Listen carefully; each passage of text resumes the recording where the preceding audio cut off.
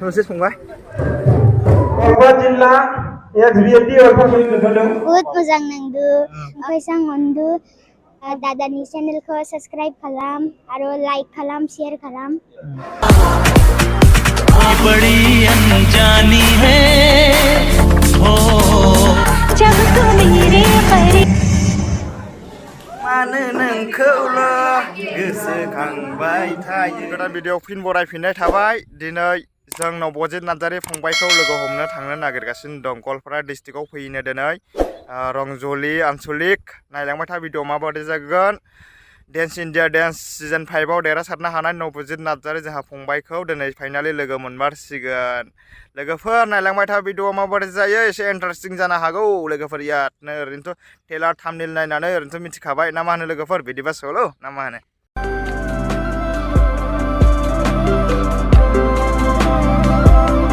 लोगोफोर नै दा जों पेट्रल पाम्प सफैबाय माने पेट्रलखौ सोनानै लाग्रोनोसै ओमफ्राय थांनोसै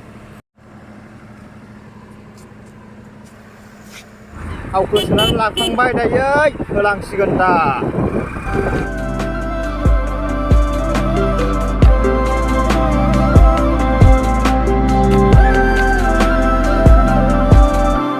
लोगोफोर फाइनालि दुब्लि टाउन सफैबाय जों दायो नै पुलिस पइन्ट दाखालि जों थांनाया नै इजानोमोन मेघालय थांनाया दा जों गुवाहाटी रड जानानै थांसिगोन आरोना रंजलि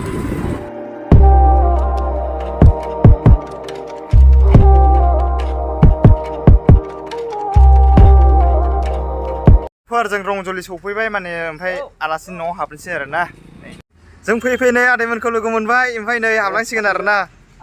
आलासि न'आव दसे जिरायथ'नोसै एसे फंबाया माने सफैनो गोनाङा एसे गोबाव जागोननो बेनिखायनो जों नै दा आलासिफोरनाव हाबफैग्रोबाय आरोना नै जा दङ आदै आनारस लाबोदों लोगोफोर नै जों दा माने जिरायफैबाय आरोना सिङाव ओमफ्राय थाइजौ होदों थाइजौ जानोसै नै आदै जा दङ आदैमोनहानो न'आव फैदों जोङो आदै मा मादै गोदै नामा थाइजौआलाय गोदै ना नै बेसेबां किल'मिटार होनदोंमोन जोंनि लखिपुरनिफ्राय 74 किल'मिटार थांनोसै दायो आनैमोननिफ्राय जोङो माने प्रग्रामाव थांसै आनै दे ला नबजित फंबायखौ जों नायनो थांबानोसै फाइनालि ना मा होनो लोगोफोर नायलांबाय थादो नबजित नार्जारि फंबायनो आर'नाइ गांसे लानोसै आरो सानैजों जोङो आर'नाइ लाफैग्रोबाय रंजलियाव सफैनानै आरोना आर'नाइखौ लाखांबाय थांसै जों दायो थांसै आरोना नबजित नार्जारि फंबाया सफैसिगोननो सफैबाय लोगोफोर नै दायो जों हाबलांसिगोन आरो दा नै सिङाव हाबफैबाय आरोना एसे गान खननाय मा खननाय सोलिगासिनो दं आरो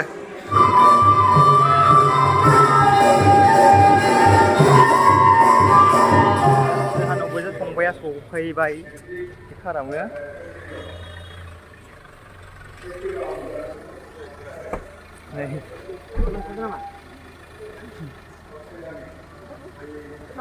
दसे संबाय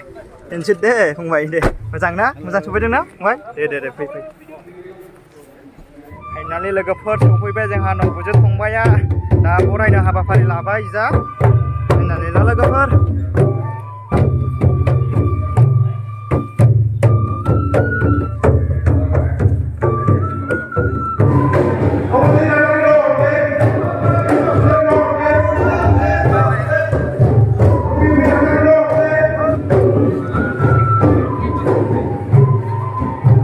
समाजनि मोजां खामानि मावनानै जायफोर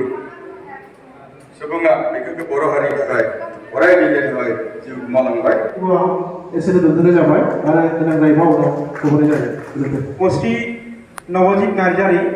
बिफा मुस्रि उपेन नार्जारि बिमा मुस्लिमा अनु नार्जारि गामि सांकाति लाइजाम सुग्रा तेलिसाल जिल्ला गलाघाट आसाम मान बिलाइ अनजालु फंबाय गिबियावनो नों अनजालु फंबायनो आफादारि हामलायथिखौ बावहरग्रोनाय जाबाय नों अनजालु फंबाया गावनि फरायनायजों लोगोसे उन्दै समनिफ्रायनो हारिमुआरि बिथिङाव गोख्रों बिफाव लानो हानाय जोंनि थाखाय जोबोर गोजोनथाव आरो गोग्गाथाव जों मिजिंथियो नों फंबाया फैबाय थानाय समफोराव गावनि फरायनायजों लोगोसे हारिनि हारिमुखौ अराय सम सिबिलांनानै देरहासार जानो हाबावथों आरो गेरेमसा बर' माहारिनि गेजेराव थोजासे बिहोमा होलांनो हाथों बेखौनो आनान गसाइनि सेराव आरज गाबहरनानै गवालपारा जिल्ला बर' थुनलाइ आफादनि मानगोनां आफादगिरि बिथां जयन्त कुमार सारखौ बिथांखौ आर'नाइजों बरायनो थाखाय गुरै खावलायहरदों आरो गवालपारा जिल्ला आइजो अनसाय आफादगिरि फाइनालि लोगोफोर फार्स्टआव नबजित नार्जारिखौ बरायनानै लाग्रोबाय आर'नाइ फालिजों फंबाय नबजित नार्जारिया गावनि जिउआव बर' हारिमुखौ गोजौनिफ्राय गोजौआव हारिमुखौ रैखाथि होनायाव बिथांनि इयुन जिउआ जेन गोजोन आरो गोग्गोम जायो बेनि थाखाय जों बयबो आखाइ खबनांगौ रायजो राजा नोंथांमोन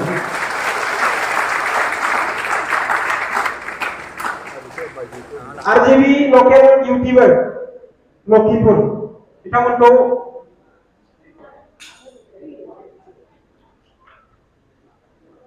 गवालपारा जिल्ला एसबिएफडि वेलफेयार ससाइटिनि मान बिलाइखौ गथायनो थाखाय खावलायनाय जाबाय आरो बरायनो बेखिनियाव दोनथ'दों उनाव सोरबाफोर फैयोबा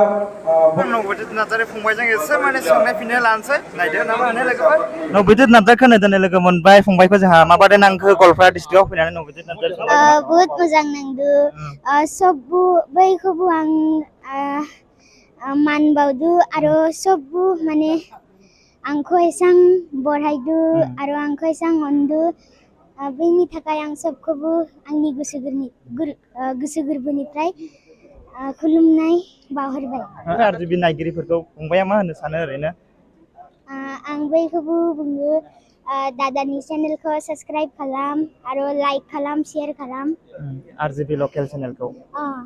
गोजोननाय थाबाय फंबायनिसिम दा फंबाय उन समाव गोजौ लेभेलाव दावगालांनो हाथों बेनिसिम रोजा रोजा साबायखर फंबायनिसिम मा होनो फंबाय थेंक इउ माब्रै नांखो लोगोफोर नायनानै फंबायखौ दिनै फाइनालि जों खाथियावनो मोनबाय दै रायलायनो आरो लोगोसे नै जा रायजोफोर दं रंगियाफोरखौ आरो सब सारफोरखौ आरो रायजोफोरखौ आंनि मान बावबाय आरो नोंथांमोना आंखौ सापर्ट होना आंखौ देरहासार खालामनो थाखाय बैखौबो आंनि गोसो गोरबोनिफ्राय आंनि अननाय आरो खुलुमनाय बावहरबाय जय बर' हारिनि दिनै नोंथांनि मोसानायखौ रायजो राजानि मोसानाय दिन्थिनो थाखाय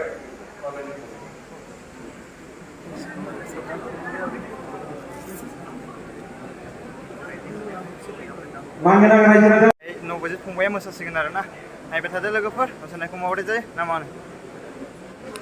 लोगोफोर फाइनालि नबजित फंबाया जोंहा मोसासिगोन नायबाय थादो ना मा होनो लोगोफोर माबोरै जायो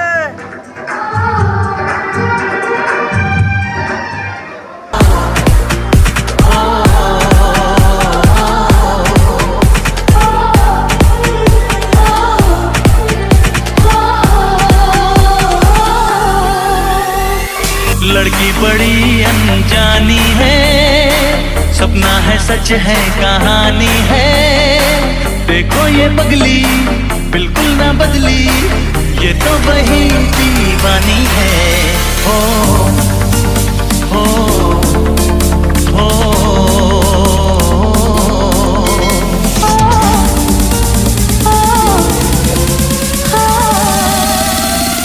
3, 2, 1, let's go!